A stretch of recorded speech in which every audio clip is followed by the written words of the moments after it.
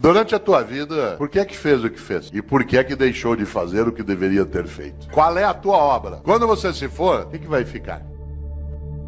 Talvez algumas pessoas não saibam, mas até o século I a.C., até o século I a.C., no mundo romano, o ano se iniciava em 1º de março. O ano se iniciava em 1º de março. O primeiro dia do ano era 1º de março. E o último era 28 de fevereiro.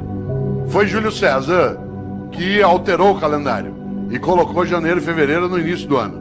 Pouco a pouco o mundo foi adotando o dia 1º de janeiro como o primeiro dia do ano. O único país do mundo em que o ano continua começando em março é o Brasil, que é um país clássico, um país clássico que não aceita essas modernidades de Júlio César, e para nós, março ainda não começou.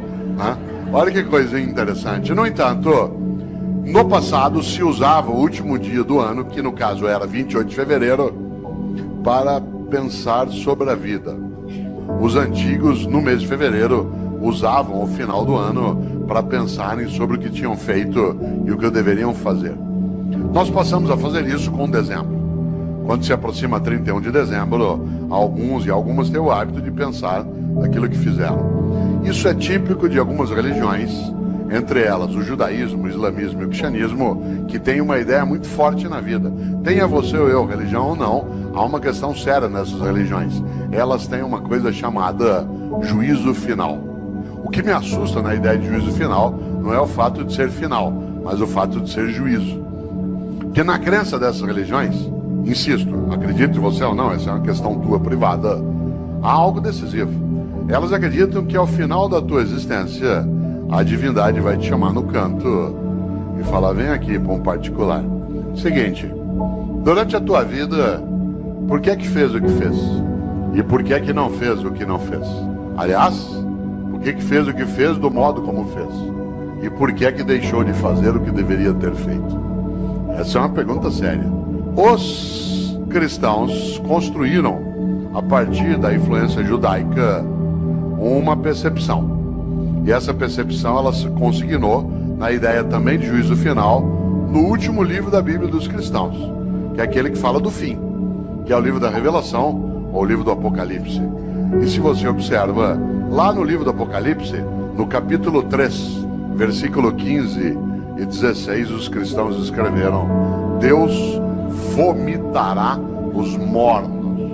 Deus vomitará os mornos. Aliás, a frase completa é: porque tu não és quente nem frio, hei de vomitar-te. Olha que frase forte.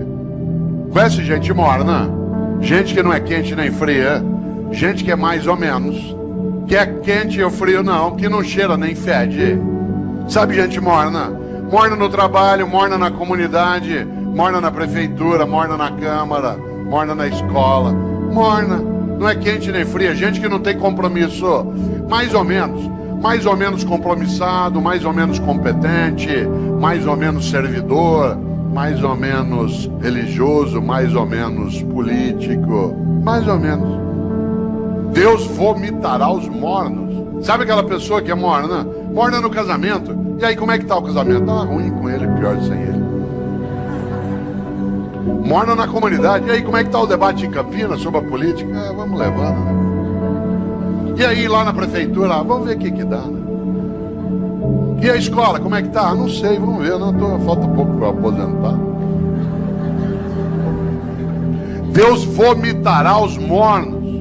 Gente que é morna na amizade. Você vai apertar a mão dela, com licença, ela dá só a pontinha do dedo. Você aperta aquela minhoca desmilinguida. Você vai abraçar, a pessoa abraça meio de lado, meio parece que tem nojo. Sabe gente que economiza afeto?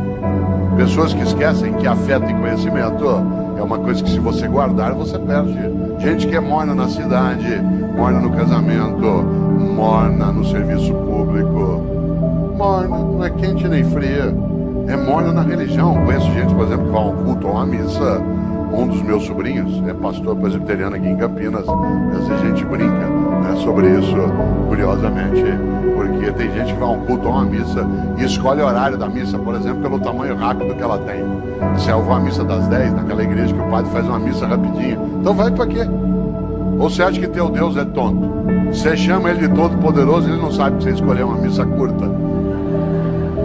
Atenção, Deus vomitará os mornos. A vida é muito curta para ser pequena. E nesta hora, uma das coisas que dá inutilidade, superficialidade a uma vida é aquela em que a pessoa não percebe e nem pensa qual é a obra que ela tem. Eu, quando era secretário de Educação na capital, percebi um dia uma coisa muito interessante. Todas as vezes que um secretário vai visitar uma escola, e secretário de Educação visita escola todo dia, quem que ia comigo? Meu assessor, de chapa dourada, junto com a segurança.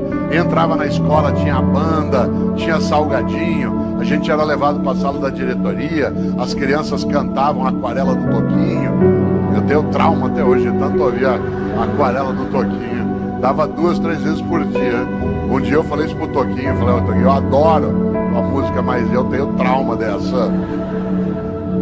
Quem que ia comigo? A pessoa já convertida.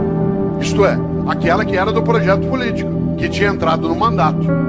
E, portanto, já estava previamente convencida de qual era a finalidade do que se fazia. Quem é que não entendia direito o que fazia? O servidor do dia a dia. No andar que eu era secretário, lá no fundo tinha uma cozinha, onde ficava Dona Maria, sim, uma pessoa real, que fazia café o dia inteiro para servir no gabinete do secretário. A gente vai recebendo pessoas e tomando café. No mesmo andar, lá no fundo, ficava um rapaz que tirava cópia xerográfica. No andar de baixo ficava a contabilidade, onde se fazia nota de empenho. Sabe o que a Dona Maria achava que ela fazia na Secretaria de Educação? Café.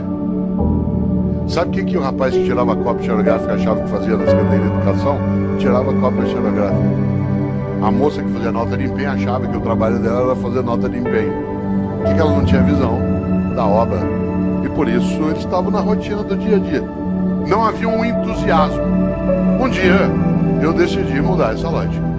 E decidi que em vez de ir comigo visitar a escola, com banda, com merenda, com criança, com tudo, em vez de ir quem já estava convertido, era melhor levar pessoas do dia a dia da secretaria. A primeira que foi comigo foi Dona Maria. Uma novidade: primeiro, andar no carro do secretário. Segundo, no banco de trás. Terceiro, joelho com joelho. E ao chegar na escola comigo, chegar lá na escola, em vez dela ir fazer o café e servir, ela ia ser servida. E ela entrava e via a banda, e via as crianças, e via a reforma da escola. Vocês não fazem ideia. Quando Dona Maria voltou, a partir dali era outra Dona Maria. De repente ela entendeu uma coisa, que o que ela fazia na Secretaria de Educação não era café, era educação.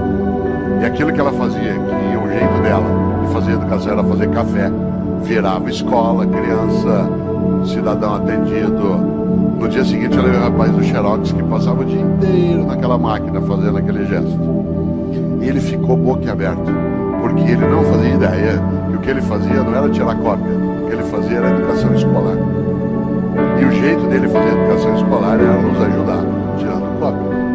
Vocês precisam ver a moça, que fazia nota de empenho. Ela imaginava que a tarefa dela era passar o dia ali fazendo nota de empenho. Quando ela viu que as notas de empenho viravam reforma, criança, comunidade, criança brincando, estudando, ela ficou boca aberta. O que ela não tinha entendido? O propósito. O propósito, isto é, qual era a obra dela. A obra não era fazer nota de empenho, era construir educação escolar numa comunidade, usar os recursos de maneira adequada para elevar a vida. A partir dali, tanto faz quem era o governo. Por isso, vida com propósito, algo que é muito perigoso, que é gente morna. Porque essa gente morna, ela, de maneira geral, ela acha que o que ela faz é só aquilo como um emprego. Isso é comum. Isso é comum, inclusive, a pessoas que no dia a dia, você sabe, eles argumentam que ele vai ser mais ou menos, também pelo salário que me pagam. Você já imaginou esse princípio aplicado ao corpo de bombeiros? Tua casa está pegando fogo, já apagaram a sala, a cozinha. De repente você olha, o bombeiro está enrolando as mangueiras, guardando. Fala, onde você vai? Ué, 5 horas, é o meu horário. Então, mas tá pegando fogo lá. Não, mas é o meu horário, me paga até essa hora. Já imaginou um cirurgião no hospital fazendo uma sutura de apêndice? tem que dar 20 pontos na sutura, ali no teu ponto de Mike Burns, para poder fechar direitinho.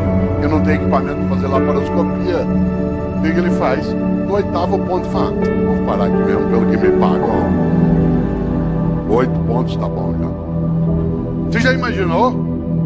Você sabe que há pessoas que se conduzem desse modo no cotidiano, ó. Obviamente que eu não estou falando de trabalhar sem remuneração, estou falando de outra coisa. Da capacidade de entender o quanto que a vida é muito curta para ser pequena. E algumas pessoas se apequenam no modo como se relacionam na atividade que desenvolvem. Por isso, volto eu aqui a uma questão: qual é a tua obra? Quando você se for e você se vai, o que vai ficar?